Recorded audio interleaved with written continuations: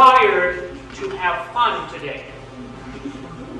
Required. And if you don't, I understand that you're going to be forcibly removed from the room. So let's have fun today with this, okay? I want to start you off with sharing a story with you. And it's a story that I think relates to leadership, and it's a story about my years as a coach, because I'm a father, and like many fathers, I coach a lot of different sports. I coach basketball and baseball and soccer, and I just want to tell you a story about coaching my daughter's soccer team. This is a bunch of 6- and 7-year-old boys and girls, and I didn't really know very much about soccer. I mean, I'd say, run, kick the ball, go, and those kinds of brilliant coaching techniques. And I remember that year that my daughter's team was very small, but they were slow, too. They had the trifecta. They were small, they were slow, and they weren't very skilled. So we were sort of the bad news bears of this soccer team. And there was one particular fall day where we went out, and it was a beautiful fall day, blue sky, leaves turning colors, just a wonderful day, completely still. And I was hoping we could have a better effort and maybe even win a game, because we hadn't won a game all season. So I found out we were playing the #1 team in the league that day. And these kids were skilled. They were good. And we started the game. And it was one of those things where they would kick the ball towards our goal, and our goalie would be chasing butterflies as the ball went into the goal. I mean, that's the kind of a team that we had. So one goal went in, another goal went in, goal after goal after goal after goal. And I mean, the final score was 26-0.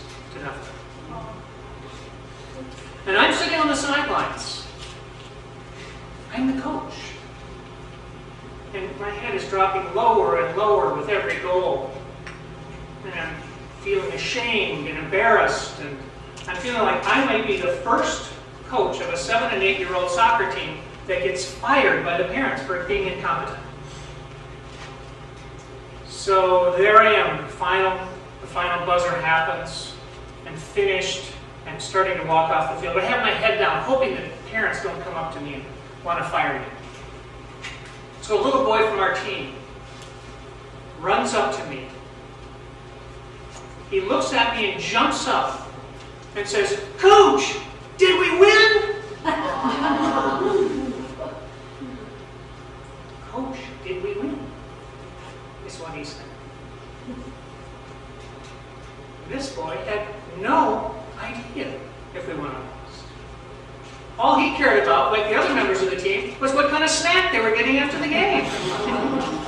The only one that cared about the game was me. Me in the leadership position. I had completely forgotten what leadership is about. Because leadership is always, always about them. It's not about you. It's not about me. It's always about them. Unless our ego gets in the way.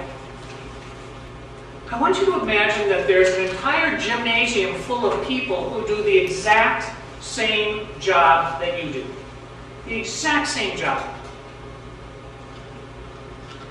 And I want you to rate yourself relative to all those other people. I want you to say, I'm in the top 50%, or I'm in the top 30%. Or the top 20%, top 10%, maybe even top 5%. I want you all to pick a number out now. Okay, everyone got one? Tell you a number? Okay. There's an executive coach by the name of Marshall Goldsmith who's done this particular exercise with literally thousands of people in leadership positions. Guess what he found out? He found out that 80% of the people who did this exercise rated themselves in the top 20%.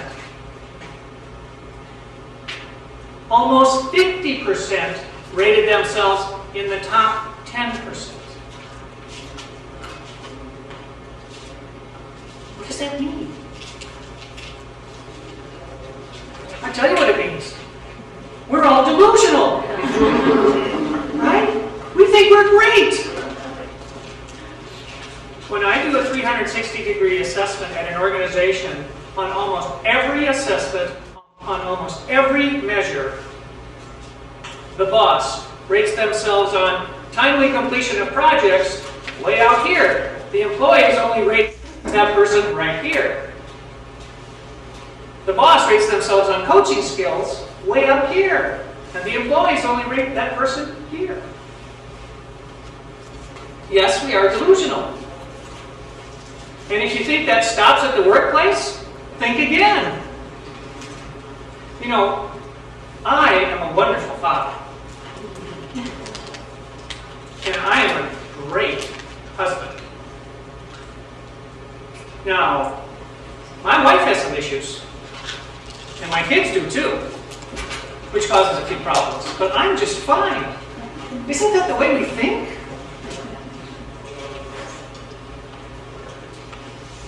We carry that around with us.